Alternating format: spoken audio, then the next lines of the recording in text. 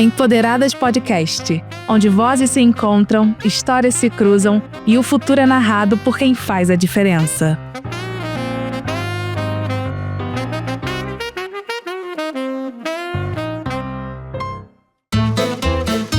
No episódio de hoje, vamos falar sobre uma ferramenta ancestral que atravessa gerações: o humor. Como o riso pode ser uma estratégia de sobrevivência, resiliência e também uma forma de contestação. Para essa conversa especial, temos um time incrível: Renata de Carmo, Isis Broken e Bruna Braga, com a mediação da talentosa Maria Chu. Juntas, elas exploram as diversas camadas do humor, desde sua força política até seu papel na construção de novas narrativas. Então, aperte o play e vem rir, refletir e se inspirar com a gente. Meu nome é Maria Chu, eu sou dramaturga e roteirista e vou fazer a mediação desse painel. Tenho cabelos longos e cacheados, estou usando uma roupa branca, sapato vermelho e com umas unhas falsas vermelhas também, para combinar com o batom, que o batom é verdadeiro. Sou mãe de uma moça de 18 anos, eu tô falando isso porque até agora eu tô me assustando, então eu tô falando sempre para, sim, cair a minha ficha. Humor, do latim, ele significa humore, significa a disposição de ânimo de uma pessoa ou de uma veia cômica. Para a psicologia, é um estado emocional, afetivo, com duração variável e não permanente, sendo uma reação aos acontecimentos vivenciados pelas pessoas. O filósofo Henri Bergson disse que o cômico é humano. Já Aristóteles afirmou que o homem é o único animal que ri. Para Pitágoras, ele considerava o riso como representante de todas as paixões. Agora eu passo a palavra para as meninas aqui, então gostaria que vocês se apresentassem da maneira que vocês quisessem, falando sobre suas profissões, e importante como a audiodescrição também, né, sobre a roupa e tal. Bom, para quem não me conhece, eu me chamo Isis Broken, sou uma mulher travesti afro-indígena, nordestina de Sergipe. Sou uma mãe travesti progenitora, tenho um filho de 3 anos chamado Apolo, fruto de um relacionamento transcentrado, foi o meu marido que engravidou. Eu sou uma mulher que está com salto, um blazer oversize, e meu cabelo é cacheado e cheio. Bom, acho que é isso, sou atriz, cantora, acabei de fazer uma novela na Rede Globo, que foi Rancho Fundo, que é uma novela das 6, que geralmente a novela das 6 tem esse lugar do humor, né, como a principal ferramenta. Sou cantora também, tenho um disco chamado Bruxa Cangaceira, que ganhou mais de 27 prêmios nacionais e internacionais. Eu sou a Bruna Braga, eu sou uma mulher negra de pele clara, eu tenho cabelo longo, loiro, é um cabelo comprado. Eu tô de óculos, mas é pelo bem de todo mundo, então assim, eu tô com uma camisa jeans, uma calça de academia e uma sandália quase infantil, porque foi o look que deu pra tirar da mala mais rápido, porque eu acabei de chegar de viagem. Eu sou humorista, roteirista, comunicadora, atriz, jurada do Drag Race Brasil, que é uma profissão nova. Sou mãe, só que de drags, então mundo afora eu ganhei muitas filhas, muita peruca ao meu redor, muito paetê. Bem, Renata, seja bem-vinda. Obrigada, boa noite. Bom, eu sou Renata de Carmo, trabalho na área artística em diversas frentes. Gosto de trabalhar em diversas frentes. Como o tema dessa mesa é humor como ferramenta ancestral, estamos numa roda de conversa de mulheres pretas e tal, e um evento também organizado por mulheres pretas, né, na sua grande maioria. Eu queria trazer um debate que sempre aparece nas redes sociais, que é o tal limite do humor. Ano passado, teve uma decisão do Tribunal de Justiça aqui em São Paulo. Ele determinou a exclusão de um especial de comédia em virtude da existência de piadas discriminatórias envolvendo escravidão, perseguição religiosa, minorias, idosas, PCDs, enfim. Sabemos que nós, mulheres negras, já fomos e ainda somos o alvo de muitas piadas, né? Às vezes é de uma maneira mais escancarada, às vezes é de maneira mais velada, mas enfim, ainda nós somos, né, esse alvo. A pergunta para todas: o que não tem graça nenhuma. Pra mim é o crime. Pra mim, acho que o limite do humor é o crime. E acho que o bom senso também, porque às vezes nem tudo... às vezes não é um crime, mas se você diria isso na cara de uma pessoa, se não fosse num palco, acho que é uma pergunta que o comediante tem que fazer. Porque aí falando da comédia stand-up, que eu sei inclusive até de quem é esse especial, ele não diria 1% das coisas que ele fala no show dele na cara de ninguém, porque ele sabe que ele tomaria uma porrada. Então se você não diria pra uma pessoa alguma coisa, eu acho que também o palco não é o lugar. Mas é isso, o humor também é o escudo do covarde. Então, o covarde, ele vai usar do humor pra ir no limite e exceder esse limite. E ele tá acima da lei, porque tem a liberdade de expressão. Só que a liberdade de expressão é dos dois lados. Ele vai encontrar alguém que também tem liberdade de expressão de dar um socão na cara dele. No caso dele, ele foi retirado o especial dele do ar. Ele perdeu o emprego. Porque nem o parceiro dele, de crime também, que é outro criminoso, aceitou o que ele falou. Então, eu acho que o limite do humor, que na comédia stand-up é um meio que eu faço parte, mas eu não faço parte, né? Eu tô ali na água e olho, eu tô na mesma garrafa, mas eu não me misturo. Porque é uma galera que realmente apela pra um lugar que é criminoso, é só criminoso. Mas tem gente que ri. Sim, se eu enfiar uma galinha de borracha no meu ouvido agora e atravessar, vai ter gente que vai achar engraçado. Mas é disso que eu quero que as pessoas deem risada, de fato? E é isso, eu quero que as pessoas deem risada disso, é isso que eu quero construir, é assim que eu quero educar o público que vai consumir o meu trabalho. Eu acho que eu não quero estar fazendo show pra uma plateia que vai rir de um crime. Então eu acho que o limite do humor, pra mim, é esse. É o crime e o bom senso. Se você acha que aquela piada pode gerar uma porrada na sua cara, é porque você sabe que você tá fora do limite do bom senso. E se você tá cometendo um crime, você extrapolou não só o limite do humor, você extrapolou o limite do que é ser humano. Então, pra mim, esse é o limite, assim. E acho que também o limite do humor são várias pessoas que se recusam fazem vídeo falando que tá difícil fazer piada. Se você é um medíocre, vai estar difícil, inclusive, existir, não só fazer piada. Porque essa desculpa é boa, né? Eu faço um vídeo falando, nossa, gente, tá muito difícil fazer piada. Eu acho que tá difícil fazer piada porque a gente vive num país que acontecem coisas tão absurdas que aí a gente fica difícil competir. Você fala assim, nossa, como é que eu vou contar, né? Como é que foi meu Natal com a minha família se aconteceu aqui um político que guardou 30 mil na cueca, né? Pra não dizer outro lugar onde ele guardou de fato. Então, como que eu vou competir com isso? Acho que nesse lugar é difícil, porque a gente vive no país do absurdo. Então, a comédia, ela tá indo pro lugar... Você tem que ser mais absurdo que o que acabou de acontecer, do que a notícia. E você fala, por onde eu vou aqui, sem cometer um crime? Então, nesse lugar, talvez seja difícil, porque a gente tá competindo com muito absurdo. Agora, dizer que tá difícil fazer piada, porque não se pode mais fazer piada com nada, né? Que a gente fez. Tem gente que realmente se presta ao papel de abrir uma live, um vídeo, e dizer que tá difícil fazer comédia. Porque agora existe a geração da lacração. Gente que lucrou e faturou anos de mercado com pautas que hoje considera identitária, dizendo que nós estamos na geração da lacração. As pessoas enriquecem dessa forma. E eles estão na geração da lucração, né? Da lucração. A gente ficou só da lacração mesmo, que a gente ainda tem que lidar com essas pessoas, né? Com os traidores, que a gente nunca achou que também tava junto, né? Mas a gente finge que teve uma surpresa pra ver se dá uma indignada no outro lado. Mas eu acho que é isso, assim, o limite do humor é o crime, o bom senso e acho que os falsos profetas do humor. Eu poderia citar aqui bons nomes, mas eu tenho medo de ser processada.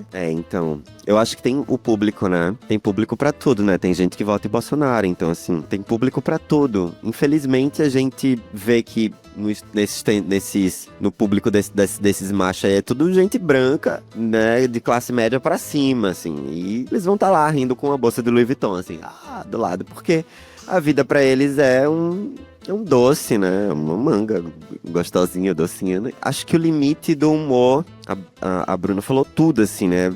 É o crime, né? Quando a gente percebe que existe um crime ali. Eu gosto até de ir um pouco mais além do que desse lugar do que é criminoso, né? Eu acho que é o lugar que fere uma pessoa, que não precisa nem ser um crime, né? O limite do humor. Acho que isso é o máximo, né? A gente vai descendo, assim, uns níveis. E eu acho que, assim, se ferir uma pessoa, né? Se vai ferir uma pessoa, acho que ali não é uma coisa legal. E o bom do stand-up, né? É que, tipo assim, você pode fazer piada de você, né? Então, assim, por que esse macho branco cisgênero, ele não vai fazer piada sobre ser um macho branco cisgênero, né? Ele quer fazer piada das pessoas de maiorias minorizadas, né? Então, assim, ele isso é o lugar dele. E é por isso que ele vai sempre falar, não dá mais pra fazer piada hoje em dia. Pô, então faça piada de você, né? Eu acho que o stand-up é sobre isso, né? É sobre você fazer piada de você. E não fazer piada contra pessoas pretas, gordas, indígenas, né? Gente, eu vi um dia desse um cara fazendo, assim, coisa, assim, horrorosa com pessoas indígenas, assim, no TikTok. E eu fui olhar os comentários, eu falei, não, vou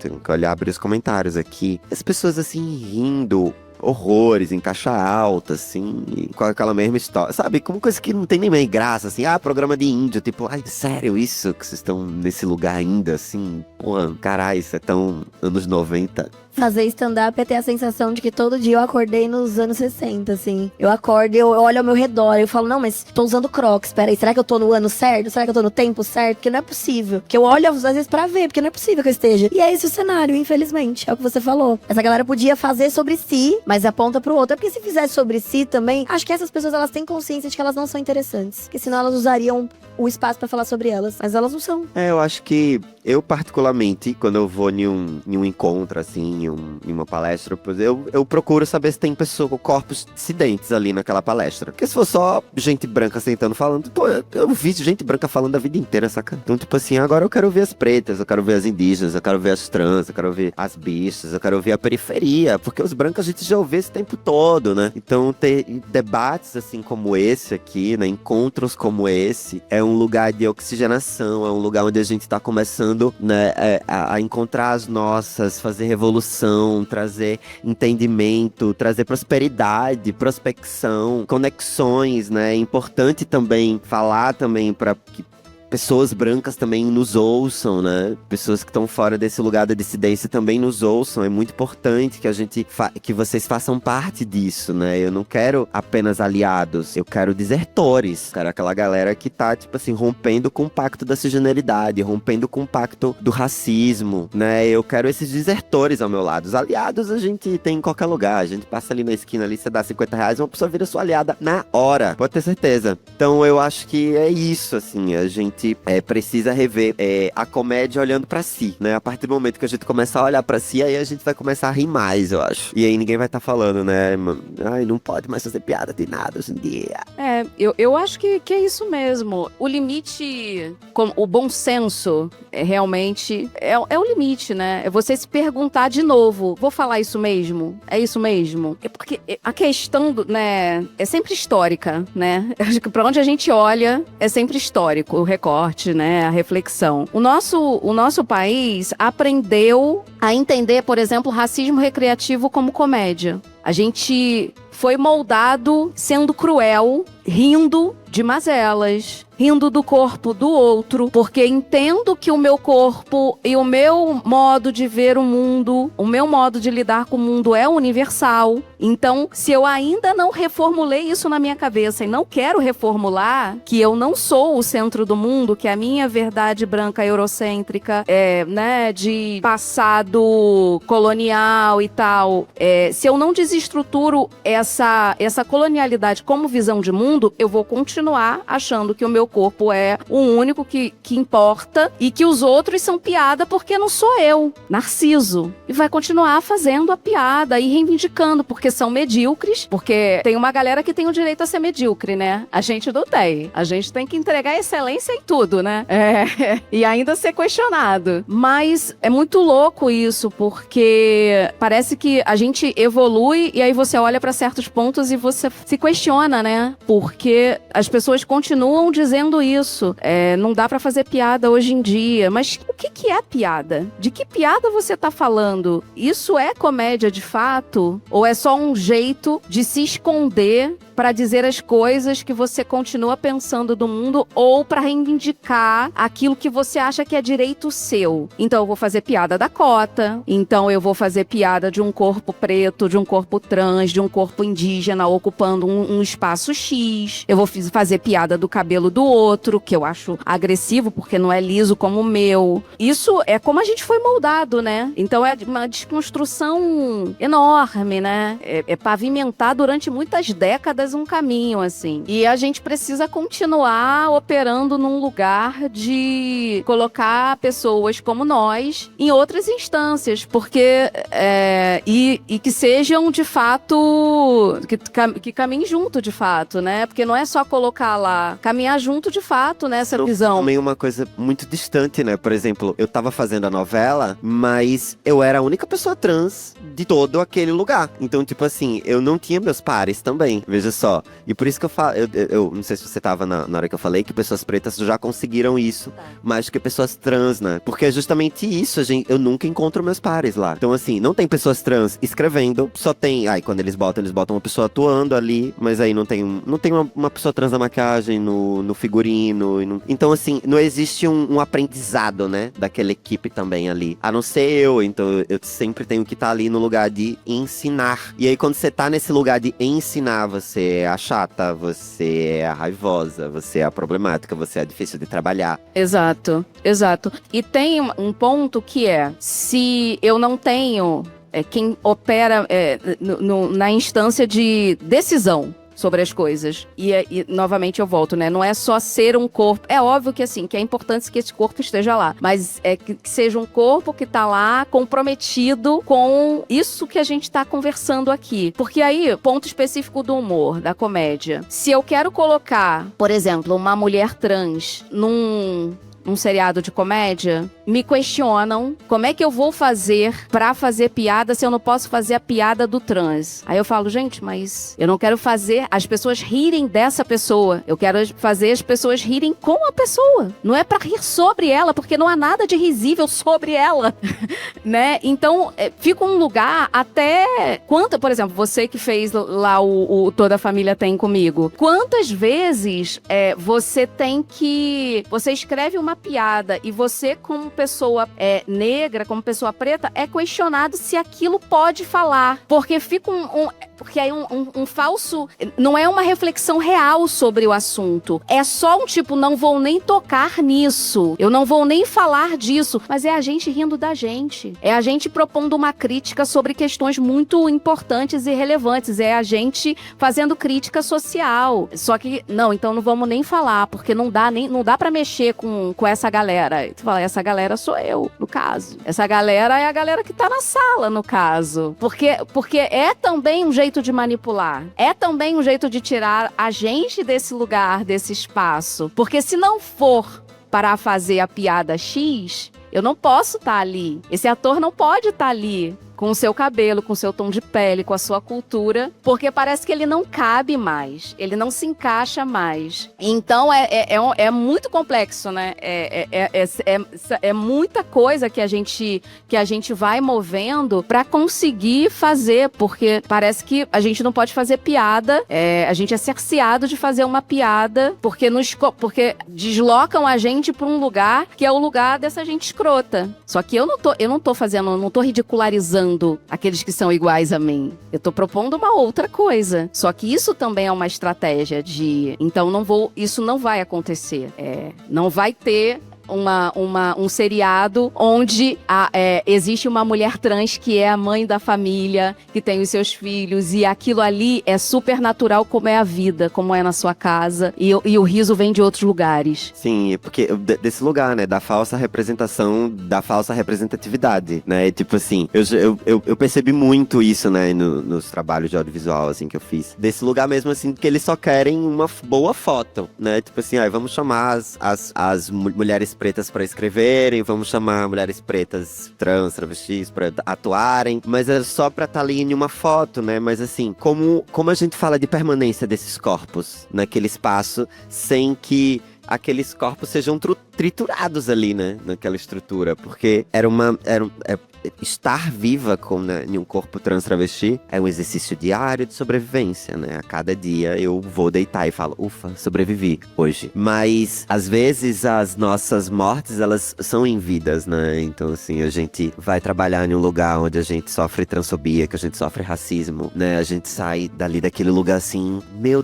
Deus, mas não tem a representação, a representatividade, eu faço parte disso. Mas por que é que meu corpo, ele tá entrando em um moedor de carne aqui quando eu venho trabalhar? Então, entender que todas essas estruturas, elas fazem parte, sim, de um pacto da branquidade. A branquidade tem um pacto. Então, eu acho que tudo isso faz parte dessa estrutura de temos uma pessoa preta aqui escrevendo. Então, assim, fiz a minha parte.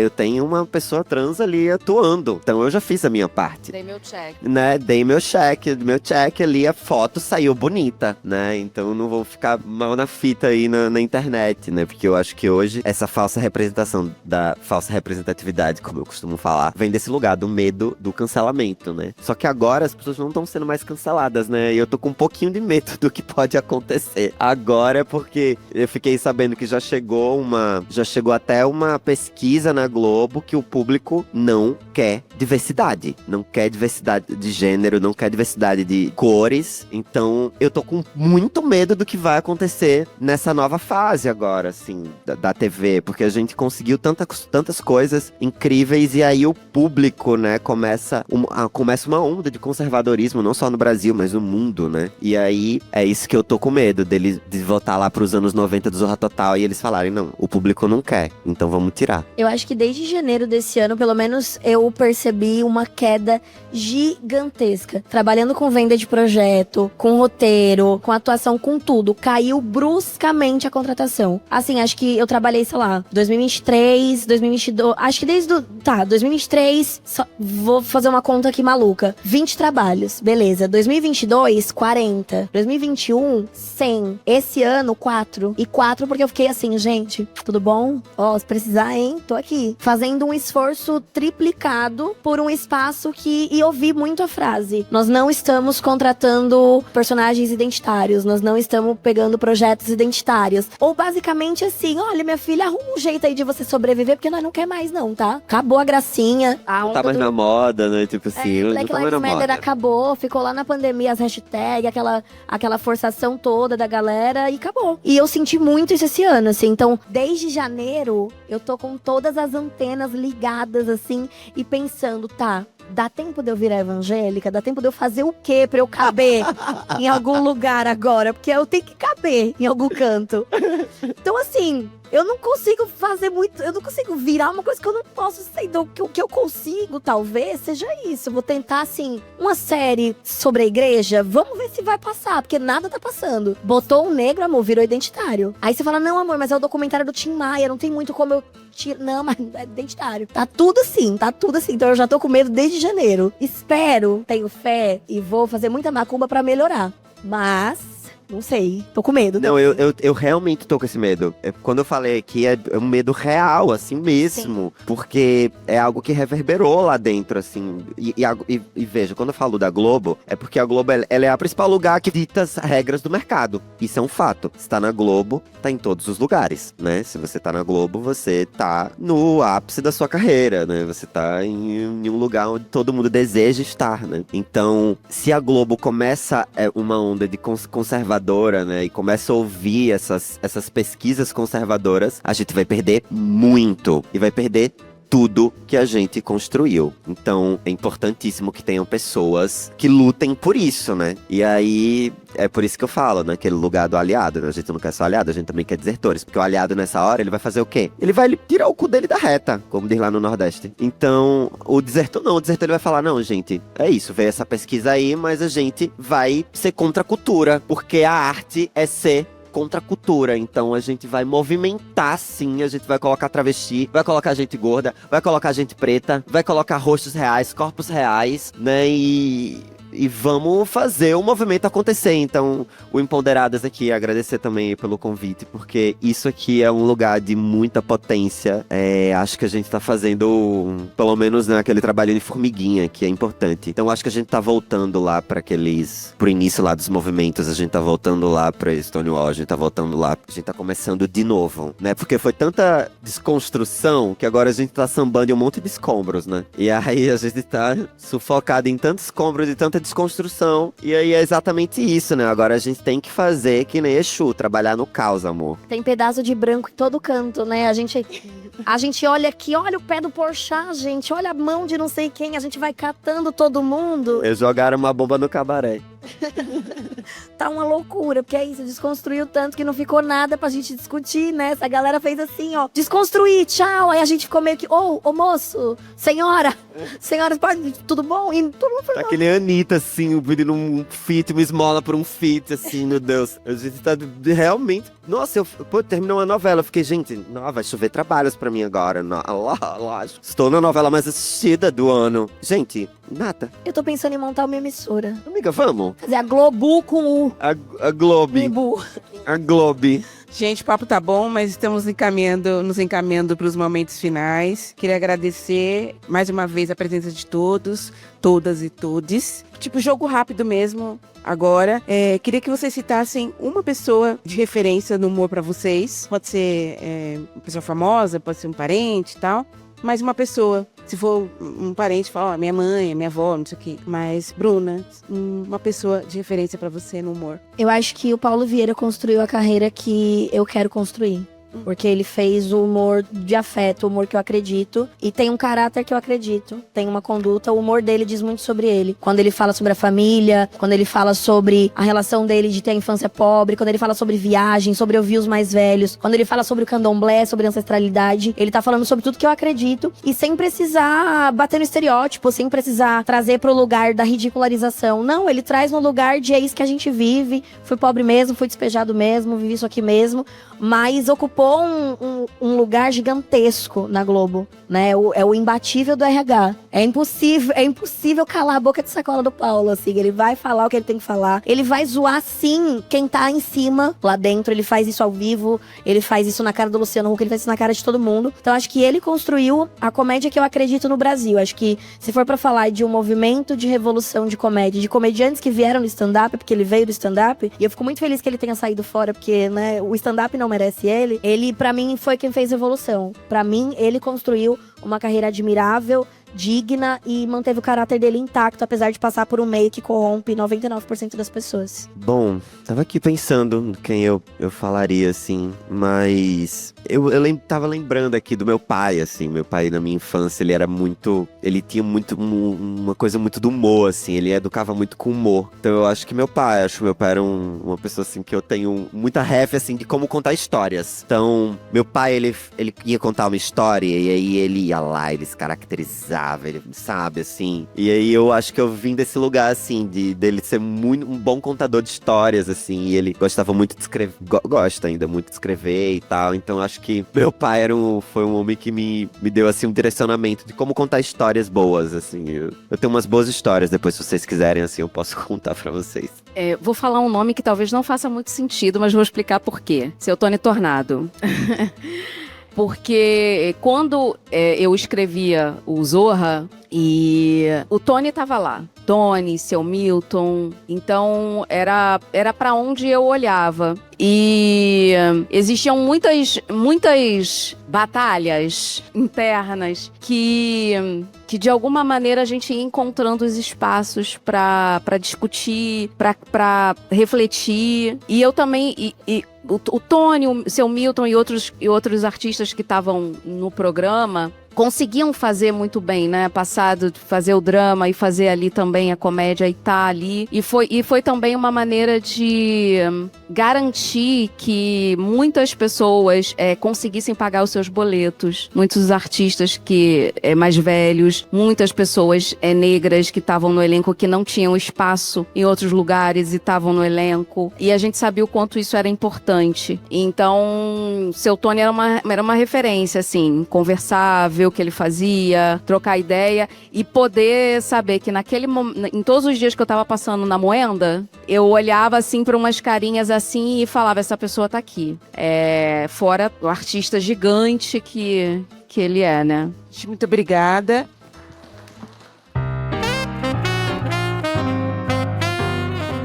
E assim encerramos mais um episódio do Empoderadas. Hoje refletimos sobre como o humor é uma ferramenta poderosa para contestar, ressignificar e fortalecer nossa existência. Nossas convidadas Renata de Carmo, Isis Broken e Bruna Braga, sob a mediação brilhante de Maria Chu, trouxeram provocações necessárias e olhares sensíveis sobre o riso como resistência. Se essa conversa te fez pensar, compartilhe com sua rede, sigam Empoderadas nas plataformas e continue fortalecendo essa corrente de conhecimento e transformação. Nos encontramos no próximo episódio. Até lá!